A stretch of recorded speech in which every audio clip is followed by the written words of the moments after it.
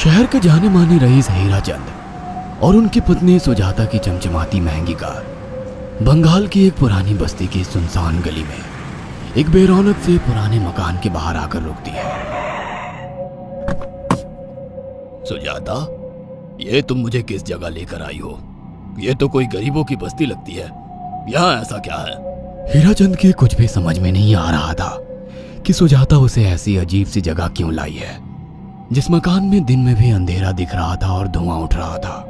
आप मेरे साथ अंदर चलिए, सब समझ जाएंगे।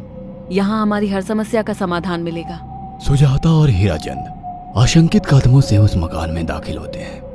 तभी उन्हें किसी महिला की बाहरी आवाज सुनाई पड़ती है। चले आओ, चले आओ। हीराचंद ने देखा कि उस मकान के अंदर अंधेरा था।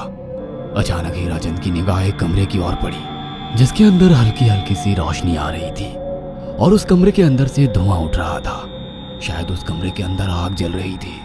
है? ये किसकी आवाज है? यहाँ इतना अंधेरा क्यों है और ये धुआं कैसे उठ रहा है? मेरा तो यहाँ दम घुट रहा है। सुजाता और हीराचंद धीरे धीरे कदमों से उस कमरे के अंदर चले गए। अंदर वाले कमरे में बिखरे बाल वाली एक खूबसूरत सी बूढ़ी औरत सामने जल रही आग में एक मुर्गी की गर्दन काटकर उसका खून गिरा रही थी और मुर्गी का शरीर छटपटा रहा था। ये देखकर सुजाता को उबकाई आने लगी। हीराचंद ने सुजाता की ओर देखकर कहा, तुम ही मुझे यहाँ लेकर आई हो और खुद ही घबरा रही हो। कौन है ये भयानक सी शक्ल वाली औरत और हम यहाँ क्यों आए हैं? अचानक उस औरत ने एक झटके में मुर्गे की गर्दन धड़ से अलग कर दी। ये देखकर सुजाता के मुंह से चीख निकल गई और सेठ हीराचंद भी सहम गया। वो बहुत डरावना नजारा था। ये अघोरा ताई हैं। ये हमें अपनी काली तंत्र विद्या से संतान सुख प्रदान कर सकती हैं। इसलिए मैं आपको यहाँ लेकर आई हूँ। कैसी बात करती हो? जहाँ बड़े से बड़े डॉक्टर सफल नहीं हुए, वहाँ ये मामूली औरत क्या कर लेगी? हीराचंद की बात सुनकर अघोरी ताई ने गुस्से से हीराचंद की ओर देखकर कहा, नादान हीराचंद, काली विद्या में इतनी शक्ति है कि मरे को भी जिंदा कर दे। संतान पैदा कराना कौन सा मुश्किल है? तुम्हें मेरा नाम कैसे पता? क्या तुम सच में हमें संतान सुख दिला सकती हो? तुम जितनी दौलत मांगोगी मिल जाएगी, अगर ये संभव है तो। संतान का नाम सुनते ही हीराचंद की आंखों में चमक आ गई। वह संतान के लिए कुछ भी कर सकता था। तुम लोगों को मुझे एक नवजात शिशु लाकर देना होगा। मैं उस शिशु की बलि चढ़ा दूंगी और फिर वही शिशु तुम्हारे घर में फिर से जन्म लेगा।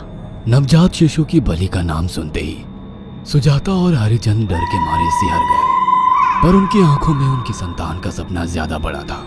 वो सब करने को तैयार थे। अघोरा ताई, आप जैसा कहेंगे हम वैसा करेंगे। बस हमें संतान सुख दिला दो। बिना वारिस के हमारी दौलत किस काम की?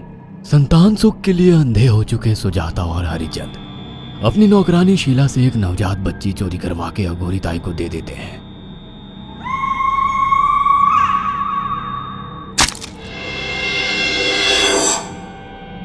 उस शिशु की बलि से सुजाता गर्भवती हो जाती है। देखा आपने, अघोरा की तंत्र शक्ति। मुझे उस पर पूरा भरोसा था। चलो चलकर उन्हें धन्यवाद कहते हैं। हीराचंद और सुजाता अघोरा ताई के पास पहुंचते हैं। वो दोनों बहुत खुश थे और अघोरा पर उन्हें अंधविश्वास हो गया था। अघोरा ताई, आप महान तंत्रिका है। आपने वो चमत्कार कर दिखाया जो बड़े बड़े डॉक्टर नहीं कर सके। ये काली विद्या है बेटा। अगर तुम दोनों चाहो तो मैं इस विद्या से तुम दोनों को हमेशा के लिए जवान बना सकती हूँ। क्या सच में ऐसा संभव है? हाँ बिल्कुल, पर इसके लिए तुम्हें जवान लड़के और लड़कियों की बलि चढ़ानी होगी। तुम उन्हें यहाँ तक लाओ, बाकी मैं देख लूंगी। जवान रहने की लालच में अंधे सुजाता और हरिचंद एक अनाथ आश्रमों से हर रोज एक लड़की या लड़के को गोद लेने के बहाने अघोरी के पास बलि चढ़ाने ले जाने लगे। और एक दिन अघोरी ताई ने हीराचंद और सुजाता से इंसानी मांस खाने को कहा। पूरी तरह से इंसान से हैवान बन चुके अब वो दोनों इंसानी मांस खाने के लिए तैयार भी हो गए। ये गर्म खून और मांस खाकर तुम लोगों की उम्र भी बढ़ जाएगी। खाओ इसे। हाँ, सच में ये इंसानी मांस बड़ा स्वादिष्ट है। अघोरा ने अपनी बातों में फंसाकर सुजाता और हरिचंद को नरभक्षी बना दिया था। वो तीनों हर दिन बलि चढ़ाकर खून पीकर मांस खाने लगे। नौकरानी शीला भी नए शिकार लाने में उनकी मदद करती थी, मगर एक दिन शीला को शिकार नहीं मिला। मेम साहब, आज एक भी शिकार हाथ नहीं लगा और मैं बहुत थक गई हूँ और घर जाकर थोड़ा आराम करना चाहती हूँ। कोई बात नहीं शीला, एक छोटा सा काम है, तुम हमारे साथ चलो, लौटते में हम तुम्हें घर छोड़ देंगे। जी मेम साहब। शीला नहीं जानती थी कि शिकार नहीं मिलने से सुजाता और हरिचंद अंदर से बौखला गए थे और उनके दिमाग में एक शैतानी चाल चल रही थी। सुजाता, ये बेहोशी की दवा है। शीला के कार में बैठते ही तुम उसे सुंघा देना। आज हमें इसी की बलि देनी होगी। इसने हमारे यहाँ का बहुत खाना खाया, अब हम लोग इसे खाएंगे। वैसे भी ये आगे चल के हमारे लिए खतरा बन सकती थी। कार में बैठते ही सुजाता शीला को बेहोश कर देती है और वो लोग सीधे अघोरी ताई के यहाँ पहुंच जाते हैं, जहाँ अघोरी ताई शीला की बलि चढ़ा देती है और तीनों मिलकर उसे नोच कर खाते हैं।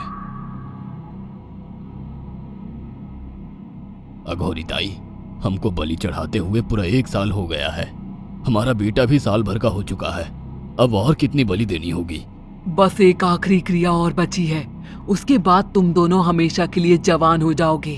कैसी क्रिया अघोरा ताई? 3 दिन बाद सूर्य ग्रहण है, हमें पास के घने जंगल में एक विशेष क्रिया करनी होगी। उसके बाद तुम लोग कभी बूढ़े नहीं होगे। कितना अच्छा होगा, हम हमेशा जवान रहेंगे और सालों साल तक अपनी दौलत से ऐश करेंगे। हाँ, सच कहा। अघोरा ताई ने हमारे हर सपने पूरे कर दिए। 3 दिन बाद बंगाल के बियाबान जंगल में कोहरे और ओस से भीगे पेड़ों के बीच एक घने बरगद की बेलों पर कटे इंसानी सिर लटक रहे थे, जिसमें से खून टपक रहा था। काले जादू का सामान भी रखा था। कितनी भयानक जगह है ये, हर तरफ कटे हुए सर लटक रहे हैं। थोड़ी देर में सब समझ जाओगे। बैठ जाओ और मेरे साथ ये मंत्र दोहराओ। ओ, अघोरा, ये किन लोगों की कटी हुई गर्दनें हैं? आप यहाँ क्या करने वाली हो? हीराचंद की बात सुनकर अघोरा जोर जोर से हंसने लगी और उसने एक शैतानी हंसी हंसते हुए हीराचंद की ओर देखकर कहा, तुम जैसे ही लोगों ने अपनी इच्छाओं को पूरा करने के लिए इन लोगों की बलि चढ़वाई है और फायदा उठाया है। अब तुम दोनों आंखें बंद करके यहाँ बैठ जाओ और मेरे साथ मंत्रों को दोहराते जाओ। अघोरा ने सुजाता और हरिचंद को वशीकरण मंत्र और काले जादू के इस्तेमाल से सम्मोहित कर दिया और देखते ही देखते वो एक भयानक डायन में बदल गई और चीखती हुई बोली, अब मैं तुम दोनों की बलि चढ़ाकर अमर हो जाऊंगी, क्योंकि तुम लोगों ने 100 लोगों की बलि का खून पिया है। देखते ही देखते उस डायन ने फरसे से एक एक करके सुजाता और हरिचंद की गर्दन काटकर जल रही आग में बलि चढ़ा दी और उनका गर्म खून पीने लगी। जब तक तुम जैसे मूर्ख और लालची लोग अपने फायदे के लिए दूसरों को मेरे पास लाते रहेंगे, मैं उनका फायदा उठाकर ऐसे ही उनकी बलि चढ़ाती रहूंगी। दरअसल अघोरा एक डायन थी और अपना स्वार्थ पूरा करने के लिए उसने हीराचंद और सुजाता की लालच का फायदा उठाकर उनकी भी बलि चढ़ा दी। बुरे काम का बुरा ही नतीजा मिलता है। अगर आपको हमारी ये कहानी पसंद आई हो तो इसे लाइक और शेयर करना ना भूलें। साथ ही ऐसी और नई कहानियों के अपडेट्स पाने के लिए हमारे चैनल अक्षु टीवी को जरूर सब्सक्राइब करें।